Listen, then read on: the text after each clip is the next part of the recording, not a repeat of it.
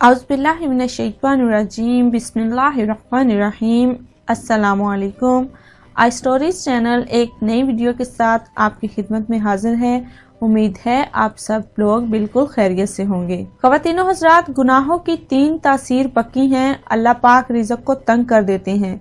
अगर आप गुनाहों की 3 तासीर जो हम आपको बताने जा रहे हैं, अगर इनमें मुब्तला है तो प्लीज इनको रद्द कर दें और अपनी जिंदगी को अगर पुरसुकून और रिज़्क़ से मालामाल बनाना चाहते हैं तो हजरत अली के बताए हुए ये 3 काम करें तो इंशाल्लाह आपकी जिंदगी में बहार ही बहार होगी। आपने देखा होगा कि बुरे बुरे मालदार लोग भी, फैक्ट्रियों के मालिक भी अगर गुनाहों की लाइन में लग जाएं, अगर अल्लाह को नाराज करने में लग जाएं, उन पर भी अल्लाह पाक रिज़्क़ की तंगी कर देते हैं। अल्लाह पाक बंदे को माल और दौलत देकर भी उसे इतना तंग कर देते हैं, कभी कभी रिज़्क़ के हसूल के लिए भी अल्लाह पाक मुश्किल पैदा कर देते हैं। एक शख्स नमाज इशा के बाद हजरत अली रज़ी अल्लाह ताला अन्हो के पास आया और आकर कहने लगा, ए हजरत अली रज़ी अल्लाह ताला अन्हो, मैं बहुत मालदार था, फिर अचानक पैसा घर से जाने लगा, मेरा कारोबार बंद होने के करीब आ गया, मुझे समझ नहीं आई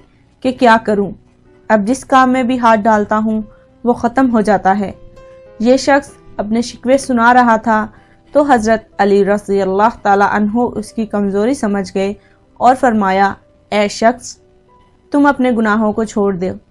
तुम गुनाहों को छोड़ दोगे तो तेरे घर में रिज़्क़ आना शुरू हो जाएगा, तेरे रुके हुए काम पूरे होना शुरू हो जाएंगे। वो शख्स कहने लगा, या अली, आप मुझे इशारा तो दें, मैं कैसे गुनाहों को छोड़ दूं। तो हजरत अली रज़ी अल्लाह ताला अन्हो फरमाने लगे, ए शख्स, तो अपनी ज़िंदगी में जो गुनाह रोज़ाना करता है और जानबूझकर करता है, तो नमाज नहीं पढ़ता, जब अजान होती है तो तू मस्जिद की जानिब नहीं जाता, तो नमाज पढ़ना शुरू कर दे। अगर शराब पीता है तो शराब को छोड़ दे। जो बुराई तू जानबूझकर करता है वो बुराई छोड़ दे, वो गुनाह छोड़ दे। अगर कोई जाने अनजाने में तुझसे कोई गुनाह हो जाए तो रात को सोने से पहले अपने अल्लाह से गुनाहों की माफ़ी मांग ले। या अल्लाह, जो गुनाह मुझसे जाने अनजाने में हुए तुझे मालूम है, तू दिलों के राजों को जानता है। या अल्लाह, मेरे गुनाहों को माफ़ फरमा दे। इंशाल्लाह तू ये काम करेगा तो तेरे अटके हुए काम भी होना शुरू हो जाएंगे। अक्सर लोग कहते हैं मेरी डील होते होते रह गई। ये जो होते होते रह जाती है ये किसी वजह से है, मगर जब आमिलीन के पास जाते हैं तो वो ये कह देते हैं कि किसी ने कुछ कर दिया है। अल्लाह पाक इनसे बचाए, किसी ने भी कुछ नहीं किया। क्या अल्लाह हमारे गुनाहों की वजह से हमारा रिज़्क़ तंग कर देते हैं? लगता है किसी ने कारोबार बंद कर दिया है।